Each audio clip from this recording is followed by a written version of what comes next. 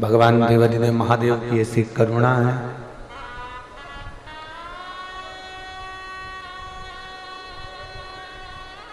लोग कहते हैं गुरुजी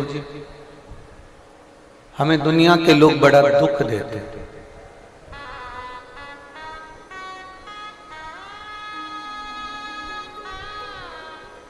दुनिया के लोग हमको बड़ा ताना देते हैं, दुख देते हैं, तकलीफ देते हैं, कष्ट देते हैं। अब शब्द भी बहुत बोलते हैं। शिव महापुराण की कथा कहती है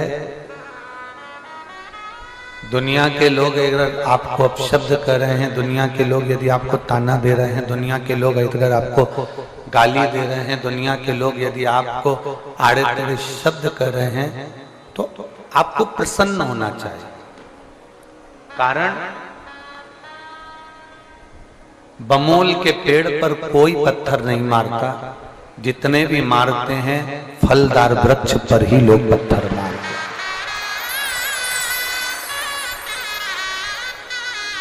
आप में कुछ क्वालिटी अच्छी होगी, कुछ गुण अच्छा होगा, कुछ आपका रुतबा अच्छा होगा, कुछ भगवान ने आपको अच्छा दे रखा होगा, आप में कुछ अच्छा होगा, इसलिए लोग आपको ताना देते हैं। जो फलदार वृक्ष है ना, जिसमें फल होता है ना, उसी के ऊपर पत्थर मारा जाता है। जिसमें कुछ भी नहीं उसको कौन मारे।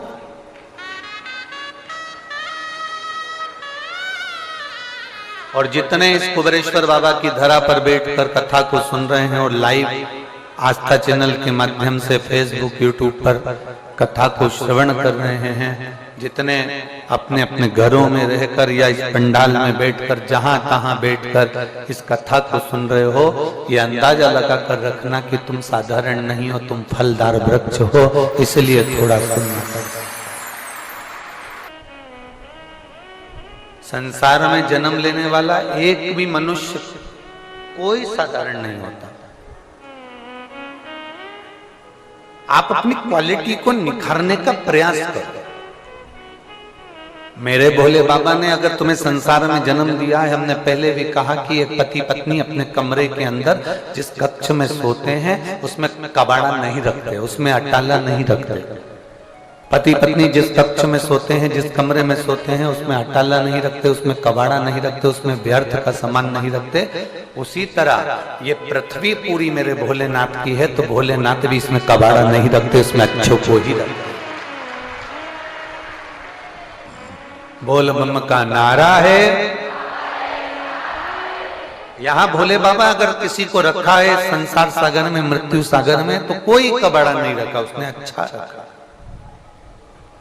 और हम फिर कहेंगे अगर आप कुबेरेश्वर बाबा के धाम में आए हो, बाबा के दर्शन करने के लिए आए हो, कंकर शंकर पूजन करने के लिए आए हो, आप रुद्राक्ष महोत्सव में आए हो, चाहे रुद्राक्ष उत्सव के बाद में या पहले, कभी भी आप बाबा के दरवाजे पर पहुंचे हो, तो ये समझ लेना कि बाबा कंकर शंकर की इस भूमि पर कुबेरेश्वर धाम में वही पहुंचता है जिसको भोलेनाथ दोनों हाथों से देना चालू करता है। जिसको देना चालू करेगा उसको ही बुलाया गया, उसी को बुलाया जाता है, बुलाता ही नहीं है।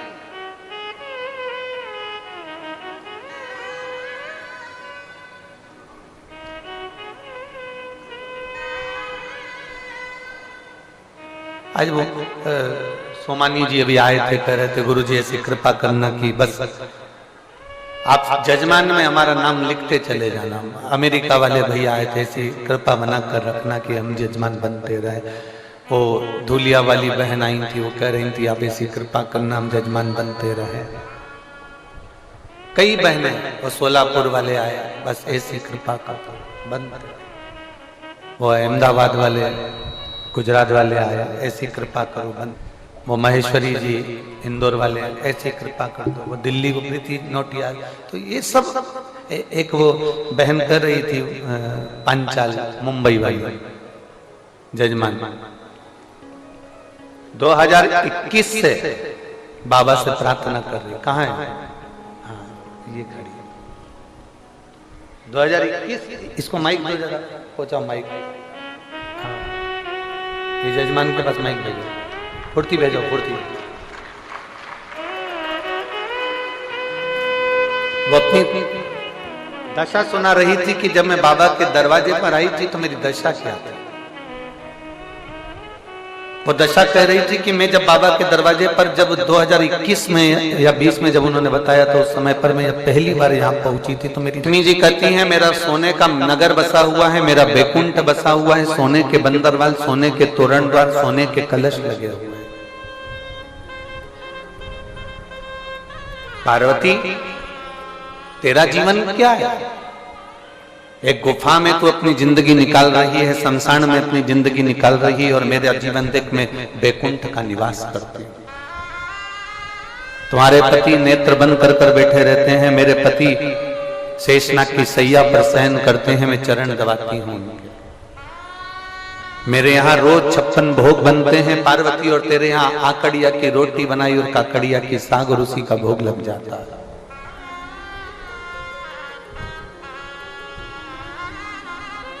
पार्वती जी को जब शब्दों के बाण लक्ष्मी जी ने छोड़े हैं, पार्वती जी को जब शब्दों के बाण छोड़े गए लक्ष्मी जी ने, जब एक से ऐसे ऐसे शब्द लक्ष्मी जी ने पार्वती को कहे, तब पार्वती की आंख से जल झलक गया, अश्रु।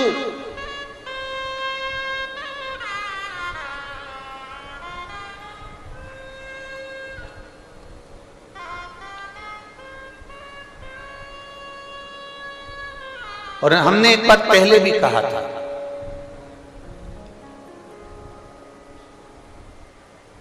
राजा होना श्रेष्ठ है, तुम्हारे कर्म के अनुसार तुम राजा बन सकते हो। कुर्सी तुम्हें तुम्हारे कर्म के अनुसार मिल सकती, तुम्हारी मार्कशीट से मिल सकता है। यहां की पदवी तुम्हें तुम्हारी मार्कशीट से मिल सकती है, तुम्हारी डिग्री से मिल सकती है, पर वहां तुम्हारी ये कागज की डिग्री काम नहीं आएगी। जो तुमने किसी प्यासे को पानी पिलाया और भूखे को भोजन कराया, वो डिग्री वहां काम आएगी। कागज की डिग्री केवल तुम्हारी यहीं तक है। तुम डॉक्टर बने, कलेक्टर बने, एसपी बने, डीएसपी बने, कमिश्नर बने, मंत्री बने, संतरी बने, कलंतरी बने, तुम्हारी मर्जी पड़े जो बनो, तुम्हारी डिग्री केवल यहीं तक काम आएगी। पर तुमने तुम्हारे उस डिग्री का सदुपयोग करते हुए किसी के आंख के आंसू पोंछ दिए, किसी के प्यासे को पानी पिला दिया, किसी भूखे को भोजन करा दिया, किसी बच्चे के पढ़ने की रुचि थी उसकी एजुकेशन करा दी, किसी को दवाई की जरूरत थी उसको मेडिकल दिलवा दिया। ये तुमने जो करा है, ये वो डिग्री है जो तुम्हारी यहां तो काम आई रही है, साथ में तुम्हारी 71 पीढ़ी के लिए काम आएगी और तुम्हारे भी ऊपर काम आएगी। ये वो डिग्री है। हम बारंबार पहले भी कह चुके हैं, मत बुरे कर्म कर बंदे वरना पछताएगा, भगवान की आंखों से तू बच नहीं पाएगा, तू बच नहीं पाएगा। अरे ओ अज्ञानी मत करना, अरे ओ अज्ञानी मत करना, तेरे कर्म का फल भी तू ही पाएगा, जैसा किया तूने तेरे आगे आएगा। मत बुरे कर्म कर बंदे वरना पछताएगा, भगवान की आंखों से तू बच नहीं पाएगा, तू बच नहीं पाएगा। जो परमात्मा ने अपने को बनाकर भेजा है वैसा हम क्यों ना करें।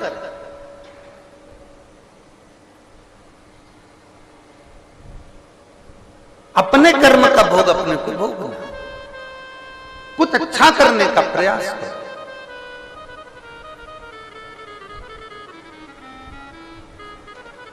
कई लोग कह देते हैं सीहोर वाले महाराज ने तुमको बुलाया, तुम्हें छाती ठोक कर कहना चाहिए उनकी हिम्मत नहीं कि वो बुला ले, हमें तो कुबेर भंडारी ने बुलाया है। ऐसे बुलाने के लिए तो तुम्हारे को टीवी पे 24 घंटे ना जाने कितने रोज बुलाते रहते हैं, हमारे आश्रम आओ, तुम हमारे यहाँ आओ, तुम हमारे यहाँ पहुंचो। बोलो ईमानदारी से बोलो, रोज टीवी पे कजन कितने को देखते होगे, रोज बुलाते होंगे, पर तुम क्या सब दूर जाते फिरते हो? नहीं, क्योंकि वहां बुलाने वाला इंसान है और कुबेरेश्वर धाम पर बुलाने वाला देवाधिदेव महादेव है। यहां कोई मनुष्य नहीं बुला सकता। यहाँ पंडित प्रदीप मिश्रा हमारी सामर्थ्यता नहीं कि हम आपको कुछ खिला दें, हमारी सामर्थ्यता नहीं कि हम आपको बिठा दें, हमारी सामर्थ्यता नहीं कि हम आपको ये टेंट और पंडाल बहुत सारे लगा दें। आप खुद अपनी चादर तान कर, आप खुद अपने साथ में पन्नी लेकर, चादर लेकर, छाता लेकर बैठते हो। ये कोई दूसरी कथाओं में ऐसा दीदार, ऐसा दर्शन नहीं हो सकता आपको जो दर्शन आपको कुबेरेश्वर धाम में होता या शिव महापुराण में होता। सामर्थ्यता नहीं किसी मनुष्य की कि कोई किसी को बुला ले।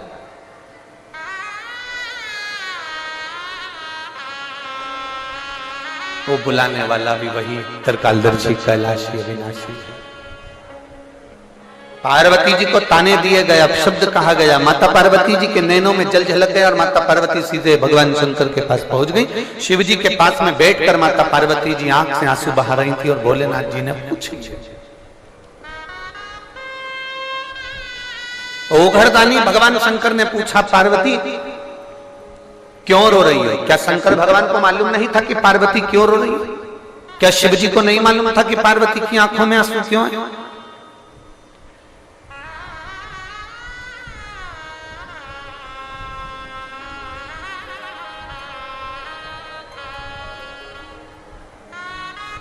एलईडी चालू करिए, पीछे की एलईडियां देखवा लीजिए। क्या शिव जी को नहीं मालूम था? क्या ओघड़दानी को नहीं मालूम था? क्या त्रिकालदर्शी को नहीं मालूम था कि पार्वती जी रो क्यों रही है? माता पार्वती जी के नैनों में अश्रु क्यों है? किस लिए रो रही है?